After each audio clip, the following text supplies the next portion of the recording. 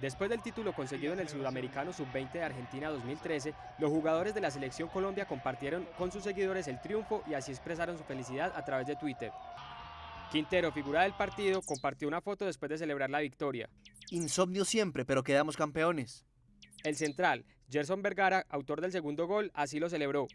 Gracias a Dios, campeones Colombia. Palo, palo, palo bonito, palo somos campeones otra vez. Luis Hurtado le agradeció a Dios y a Colombia. Gracias a Dios, gracias a todos ustedes, Colombia, por el apoyo. La gloria y la honra es para ti, Señor. Campeón, Colombia, campeón. Mauricio Cuero escribió: Gracias, mi Dios, mi vida es tuya, dedicado a todo el país colombiano, campeones. Cristian Palomeque trinó: Contento por la victoria del campeonato, gracias a Dios. Los juveniles de Colombia celebraron el título en Mendoza y le expresaron agradecimiento al pueblo colombiano.